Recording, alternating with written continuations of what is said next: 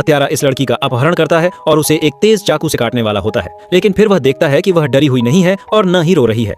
परेशान होकर वह उसे डराने के लिए और भी बड़े चाकू का इस्तेमाल करने का फैसला करता है, लेकिन जब लड़की उस बड़े चाकू को देखती है तो वह हंसने लगती है। हत्यारा गुस्से में पूछता है कि तुम क्यों हंस रही हो? वह जवाब देती है, तुम मुझे नहीं मार सकती क्योंकि मेरा प्रेमी मुझे बचा लेगा। लड़की का नाम दामिनी है, जो स्टेशन पर अपने प्रेमी का इंतजार कर रही है। अचानक एक हत्यारा आता है और दामिनी के चेहरे पर कुछ स्प्रे करता है ताकि वह बेहोश हो जाए, लेकिन बेहोश होने से ठीक पहले वह मुस्कुराती है। उसने अभी अभी अपने अंधे प्रेमी गौतम को स्टेशन पर आते देखा है। हालांकि हत्यारे को पता चलता है कि गौतम अंधा है और वह चुपचाप दामिनी को ले जाता है। गौतम बेचैन होने लगता है और दामिनी को पुकारता है। जब वह इधर उधर देखता है तो उसे उसकी अंगूठी पास में पड़ी मिलती है। अब उसे यकीन हो गया है कि कुछ गड़बड़ है, उसकी प्रेमिका खतरे में है। आगे क्या होता है, आइए जाने। दोस्तों, कहानी एक सुनसान खाली जगह से शुरू होती है, जहां इस कहानी का साइको किलर एक लड़की को बिस्तर से बांधता है, उसके हाथ पैर बांधता है और बिना कुछ कहे उसका सिर धड़ से अलग कर देता है। फिर वह उसके बचे हुए शरीर को दूसरी जगह ले जाता है। सुबह तक पुलिस को बुला लिया जाता है। वे पहुंचते हैं, सारी औपचारिकताएं पूरी करते हैं और चले जाते हैं। उसी शहर में हमारा हीरो गौतम रहता है, जो एक अंधा आदमी है जो देख नहीं सकता, लेकिन उसे दामिनी नाम की एक रेडियो जॉकी सुनना बहुत पसंद है। वह उसके शो का दीवाना है और नियमित रूप से उसे सुनता है। समय के साथ गौतम को उससे प्यार हो जाता है, हालांकि यह पूरी तरह से एक तरफा है। वह दामिनी की दिनचर्या जानता है कि वह कहाँ जाती है, क्या करती है और कब करती है, इसलिए वह अपने दोस्त राजनायकम की मदद से चुपके से उसका पीछा करता है। एक दिन दामिनी का पीछा करते हुए गौतम एक शादी में पहुंच जाता है। वह गाना गाकर उसे प्रभावित करने की कोशिश करता है और मौके पर ही उसे प्रपोज भी कर देता है। पहले तो दामिनी उसे मना कर देती है, लेकिन जब वह बार बार उससे विनती करता है तो वह उसे चुनौती देती है। वह कहती है, ठीक है, कल मैं एक खास जगह जाऊंगी, अगर तुम पता लगा लो कि वह जगह कहाँ है और वहां पहुंच जाओ तो मैं तुम्हारा प्रपोजल स्वीकार कर लूंगी। इससे साबित हो जाएगा कि तुम्हारा प्यार सच्चा है। वह उससे यह भी कहती है कि अगले दिन उसके रेडियो शो को ध्यान से सुनो ताकि उसे पता चल सके। अगले दिन गौतम दामिनी के हर शब्द पर ध्यान लगाए रेडियो पर चिपका रहता है। इस बीच दामिनी रात में रेलवे स्टेशन पर उसका इंतजार करती है और पूरी उम्मीद करती है कि वह आएगा, लेकिन घंटों इंतजार करने के बाद गौतम नहीं आता। इसके बजाय साइको किलर आ जाता है। वह दामिनी के चेहरे पर कुछ स्प्रे करता है जिससे वह बेहोश हो जाती है। बेहोश होने से ठीक पहले वह गौतम को आते हुए देखती है और हल्के से मुस्कुराती है। गौतम उसके परफ्यूम की खुशबू से आकर्षित होकर उसका नाम पुकारता है और धीरे धीरे उस बेंच की ओर बढ़ता है जहां वह लेटी हुई है। हालांकि चतुर साइको किलर अपने विकृत दिमाग का इस्तेमाल करते हुए शांति से दामिनी को उठाता है और उसे गौतम के पास से अपने कंधे पर उठाकर ले जाता है। हालांकि यह दृश्य सुनने में बहुत भयानक लग सकता है, लेकिन इसे अनुभव करना उससे भी ज्यादा डरावना है। गौतम को लगता है कि कुछ ठीक नहीं है, इसलिए वह पुलिस को बुलाता है और रिपोर्ट करता है कि दामिनी को उसी साइको किलर ने अगवा कर लिया है। इस बीच हत्यारा दामिनी को एक सुनसान जगह पर ले जाता है और उसके अंग काटने ही वाला होता है कि उसे उसका चेहरा दिखाई देता है। डरने के बजाय वह मुस्कुरा रही है। उलझन में वह पूछता है कि वह क्यों नहीं डर रही है। दामिनी जवाब देती है कि उसका जन्मदिन ठीक 7 दिन दूर है और अगर वह उस समय तक वापस नहीं लौटी तो गौतम हत्यारे को किसी भी कीमत पर ढूंढ निकालेगा। उसके आत्मविश्वास से प्रभावित होकर हत्यारा उसकी जान बख्श देता है और उसकी चुनौती स्वीकार कर लेता है। बाद में वह बाहर जाता है और एक सेक्स वर्कर को काम पर रखता है, उसे बेहोश कर देता है और वापस ले आता है। वह उसे बांध देता है, उसका सिर काट देता है और उसका शरीर दामिनी के पास छोड़ देता है। फिर वह दामिनी से कहता है कि जब गौतम उसे खोजते हुए आएगा तो वह गौतम का सिर काटकर उसे सौंप देगा। अगले दिन हत्यारा सेक्स वर्कर के शव को सार्वजनिक रूप से फेंक देता है। पुलिस तुरंत पहुंचती है और अधिकारी मुथु कमिश्नर को सूचित करता है कि दामिनी के पिता ने पुष्टि की है कि शव उसका नहीं है। गौतम भी आता है और सिर्फ गंध से ही समझ जाता है कि यह दामिनी नहीं है। वह तुरंत डॉक्टर सुशीला नामक एक मनोचिकित्सक के पास जाता है और जोर देकर कहता है कि दामिनी अभी भी जीवित है। डॉक्टर सुशीला बताती हैं कि यह असामान्य है। हत्यारा अपने शिकार को कभी नहीं छोड़ता। वह गौतम को प्रोत्साहित करते हुए कहती है कि पुलिस ने 1 साल तक हत्यारे का पीछा किया और असफल रही, लेकिन शायद वह सफल हो जाए। इसके बाद गौतम मदद के लिए पुलिस कमिश्नर के पास जाता है। अकबर नाम का एक कांस्टेबल उसे कमला के बारे में बताता है, जो इस मामले पर काम करने वाली एक पूर्व अधिकारी है। गौतम कमला को ढूंढता है और सब कुछ बताता है, लेकिन वह गुस्से में उसकी मदद करने से इनकार कर देती है, यहाँ तक कि उसका अपमान भी करती है। बाद में पता चलता है कि कमला ने एक दुर्घटना में अपने दोनों हाथ और पैर खो दिए थे, जिससे वह निराश हो गई और पुलिस के काम से दूर हो गई। उस घटना के बाद वह व्हील चेयर तक ही सीमित हो गई। इससे गुस्सा होकर गौतम उसे थप्पड़ मारता है और वहाँ से चला जाता है। इस बीच पुलिस उस इलाके में पहुँचती है जहाँ सेक्स वर्कर रहती थी और एक महिला से पूछताछ शुरू करती है। महिला ने उन्हें बताया कि रानी ने पिछली रात उसे फोन किया था और बताया था कि वह एक ग्राहक के साथ है।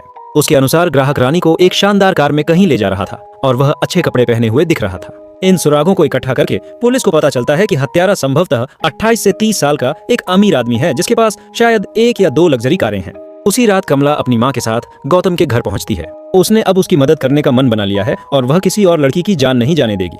कमला कहती है कि उनका पहला कदम मामले के बारे में सभी विवरण एकत्र करना है जो वर्तमान में सीआईडी के पास हैं, इसलिए उन्हें वह जानकारी प्राप्त करने की आवश्यकता है। उसने 1.5 साल पहले इस मामले पर काम किया था, इसलिए उसे पता था कि सबूत और रिकॉर्ड कहाँ संग्रहित हैं। कमला की मदद से गौतम सीआईडी कार्यालय पहुंचने में कामयाब हो जाता है। जैसे ही वह कैबिनेट खोलने वाला होता है, पीछे से कोई उसे पकड़ लेता है। लगभग उसी समय मुथु अपने घर की चाबियां लेने के लिए कार्यालय में प्रवेश करता है। उसे संदेह होता है, लेकिन वहां कोई नहीं मिलता। मुथु के जाने के बाद हमें पता चलता है कि कांस्टेबल अकबर ने गौतम को छिपाया था। अकबर गौतम को सभी विस्तृत केस फाइलों की फोटोकॉपी देकर उसकी मदद करता है। घर वापस आकर जब कमला दस्तावेजों का अध्ययन करती है तो उसे पता चलता है कि अब तक कुल 14 लड़कियां लापता हो चुकी हैं। उनमें से 4 सेक्स वर्कर थीं, जबकि बाकी सभी अपने अपने क्षेत्र में सफल थीं। हर लड़की को दिन दहाड़े सार्वजनिक सड़कों से अगवा किया गया था। गौतम पुलिस टीम के साथ अपहरण के बारे में पूछने के लिए पीड़ित परिवारों से मिलने जाता है। सभी परिवारों का कहना है कि उनकी बेटियां घर लौटते समय गायब हो गईं। ये सुनकर गौतम उन सभी स्थानों पर जाता है जहां लड़कियों को आखिरी बार देखा गया था और यह जानने की कोशिश करता है कि आखिर हुआ क्या था। गौतम को सभी अपराध स्थलों पर एक चीज समान दिखाई देती है, वह है कूड़े का डिब्बा। इससे उसे और कमला को एहसास होता है कि जब लड़कियां घर वापस जा रही थीं, तो उन्होंने कूड़ेदान के पास कुछ देखा होगा, जिसकी वजह से उन्होंने अपनी गाड़ियां रोकी और बाहर निकल गए। जब वे पास में खेल रहे बच्चों से पूछते हैं तो एक बच्चे ने रूपा नाम की लड़की को एक पपी पकड़े हुए देखा। गौतम और कमला का अनुमान है कि हत्यारा पहले एक प्यारा सा पपी खरीदता है और उसे कूड़ेदान के पास छोड़ देता है, और जब एक लड़की उसे देखने के लिए रुकती है तो वह दिखावा करता है कि पपी उसका है। वह उसे पपी सौंपने के लिए कहता है और जैसे ही वह उसके पास पहुंचती है वह उसे बेहोश कर देता है और उसका अपहरण कर लेता है। अगले दिन हत्यारा दूसरी लड़की पर यही चाल चलता है, लेकिन यह चाल विफल हो जाती है क्योंकि कमला और गौतम ने सभी को आवारा पिल्लों से दूर रहने के लिए चेतावनी देते हुए ट्वीट किया था। लोगों ने उनकी बात सुनी, इसलिए लड़की उसके जाल में नहीं फंसी। ट्वीट से क्रोधित होकर हत्यारा उसे डिलीट करने के लिए एक हैकर को काम पर रखता है और फिर बाद में हैकर की हत्या कर देता है। उसी रात वह उस लड़की का अपहरण कर लेता है जो पहले भाग गई थी। इस बार वह उसे मार देता है, उसके शरीर को 2 हिस्सों में काट देता है और निचले हिस्से को गौतम के घर के बाहर एक नोट के साथ छोड़ देता है जिसमें अग्रिम जन्मदिन की शुभकामनाएं लिखी होती हैं।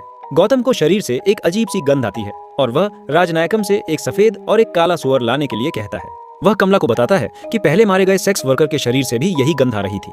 वे सुअर फार्म की जांच करना शुरू करते हैं, लेकिन किसी में भी हत्यारे के विवरण से मेल खाने वाला कोई युवा मालिक नहीं होता। इस बीच मुथु, जो गौतम पर जासूसी कर रहा था, उसे सुअर फार्म के बारे में पता चलता है। वह एक फार्म पर जाता है जो खुद हत्यारे का होता है। मुथु को देखकर घबराया हत्यारा उसे बेहोशी का इंजेक्शन देता है और उसे एक कमरे में बंद कर देता है जहां उसने अपने अपराध किए थे।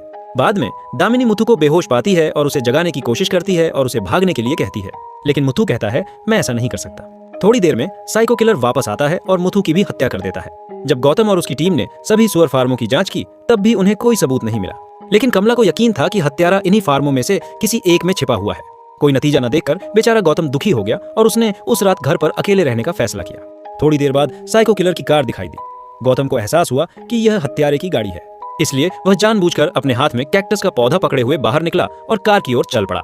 इस बीच दूर से देख रहे राजनायकम ने अपनी गाड़ी से हत्यारे की कार का पीछा करना शुरू कर दिया। दोनों के बीच काफी देर तक पीछा चला। दुखद रूप से राजनायकम को हत्यारे ने मार डाला, जिसने राजनायकम के फोन का इस्तेमाल गौतम को कॉल करने और दामिनी को उसके जन्मदिन पर मार डालने की धमकी देने के लिए किया। अगले दिन गौतम को राजनायकम की मौत के बारे में पता चला और वह बहुत दुखी हुआ। राजनायकम उसकी आंखें और सच्चा दोस्त था। शव परीक्षण के दौरान डॉक्टर ने राजनायकम का सामान सौंप दिया और बताया कि हत्यारे ने उसकी दाहिनी छोटी उंगली काट ली थी और उसे ले गया था। इसके बाद गौतम ने कमला और उसकी माँ से कहा कि वह अब हत्यारे का पीछा नहीं करेगा। कमला क्रोधित हो गई, बोली कि अगर तुम इतनी आसानी से हार मानने वाले थे तो मुझे अंधेरे से बाहर क्यों खींच रहे हो? मुझे उम्मीद क्यों दे रहे हो? मैंने तुम पर भरोसा किया। अगर मैं कॉलेज की सीढ़ियों से नीचे नहीं गिरी होती तो मैं अब तक इस मामले को अकेले ही सुलझा चुकी होती। कॉलेज शब्द सुनते ही गौतम और कमला उस कैंपस में पहुंच गए जहां कमला 1.5 साल पहले गई थी। वहां एक छात्र की हत्या हुई थी, जिसके कारण कमला पहले भी वहां गई थी। सीसीटीवी फुटेज की जांच करने पर उन्हें एक संदिग्ध व्यक्ति अपना चेहरा छिपाते हुए दिखाई दिया। कमला और गौतम ने तुरंत प्रिंसिपल से मुलाकात की और पूछा कि वीडियो में आपके बगल में बैठा यह व्यक्ति कौन है। प्रिंसिपल ने जवाब दिया कि मुझे नहीं पता कि वह कौन था, लेकिन मैं कह सकता हूं कि वह बाएं हाथ का था। उसने कार्यक्रम के दौरान अपने बाएं हाथ से पॉपकॉर्न खाया और उसका दाहिना हाथ पूरे समय उसकी जेब में रहा। यह विवरण गौतम के दिमाग में अचानक आया और वह राजनायकम के सामान की फिर से जांच करने के लिए दौड़ा। इससे उसे यह स्पष्ट हो गया कि हत्यारे के दाहिने हाथ की एक छोटी उंगली गायब है। पता चला कि यह वह सुराग था जो गौतम के दोस्त ने उसके लिए छोड़ा था। जब हत्यारा पहले गौतम के घर आया था तो गौतम ने चुपके से उसकी कार के टायर के निशान नाप लिए थे। इस जानकारी का उपयोग करके वह और कमला अलग अलग कार निर्माण कंपनियों में पूछताछ करना शुरू करते हैं। आखिरकार उनके प्रयास सफल होते हैं। एक कार कंपनी से कोई उन्हें बताता है कि अंगुलीमाल नाम का एक आदमी है जो उनके विवरण से मेल खाता है। वह एक होटल और एक सुअर फार्म का मालिक है। हत्यारे के ठिकाने का पता लगाने के बाद कमला और गौतम सीधे स्वर के खेत की ओर बढ़ते हैं। लेकिन जब वे वहां पहुंचते हैं तो उन्हें पता चलता है कि अंगुलीमाल वहां नहीं है। मौके का फायदा उठाकर गौतम उसके दफ्तर में तलाशी शुरू कर देता है। तलाशी के दौरान उसे एक नक्शा मिलता है और वह उसे कमला को दिखाता है। दृश्य फिर से दामिनी पर आ जाता है, जो एक अंधेरे कमरे में फंसी हुई है।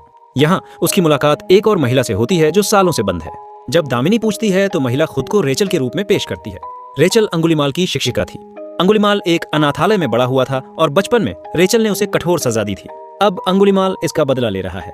इस बीच कमला माचिस की तीलियों से नक्शे पर निशान लगाती है, जिससे गौतम के लिए उसे समझना आसान हो जाता है। गौतम अपनी उंगलियों का इस्तेमाल करके नक्शे को याद कर लेता है। दोनों तय करते हैं कि वे दामिनी को चिन्हित 2 स्थानों से बचाएंगे। कमला रास्ता तय करती है जबकि गौतम गाड़ी चलाता है। खेत पर वापस आकर अंगुलीमाल दामिनी को एक कुर्सी पर खींचता है और उसे रेचल के सामने बैठने के लिए मजबूर करता है। वह बचपन की एक दर्दनाक घटना को फिर से दोहरा रहा है। रेचल ने उसे बचपन में हस्तमैथुन करने के लिए दिन में 60 बार पीटा था। अंगुलीमाल टूट जाता है और रेचल से माफी मांगने लगता है। जैसे ही वह दामिनी को मारने वाला होता है, वह उससे उस मृत पुलिस वाले के बारे में पूछती है जिसे उन्होंने पहले पाया था।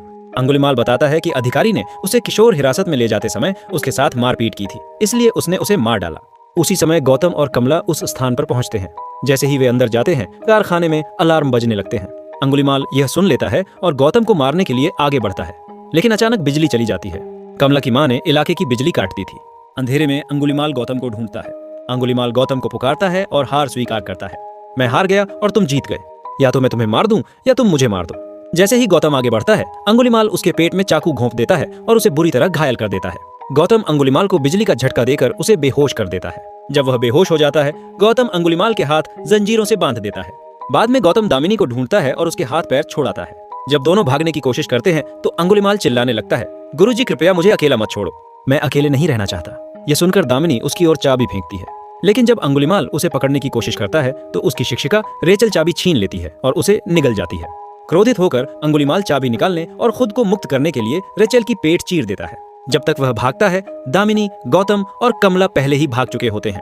अगले दिन पुलिस दामिनी को प्रेस के सामने बिठाती है। पूछताछ करने पर वह कहती है कि मुझे उस आदमी में कोई साइको किलर नहीं दिखा। इसके बजाय मुझे एक अकेला बच्चा दिखा जिसे सभी ने छोड़ दिया था और जिसके अकेलेपन का फायदा उठाया गया। अगर मैं उसकी माँ या बहन होती तो शायद उसे इतना प्यार मिलता कि वह कभी हत्यारा न बनता। उसके शब्द सहानुभूति से भरे हुए हैं। अंगुलीमाल यह साक्षात्कार देखता है और महसूस करता है कि आखिरकार किसी ने उसे समझा है, किसी ने उसे दया की दृष्टि से देखा। अपनी गलतियों और हार को स्वीकार करते हुए वह पहाड़ से कूदकर अपनी जान दे देता है और फिल्म यहीं खत्म होती है।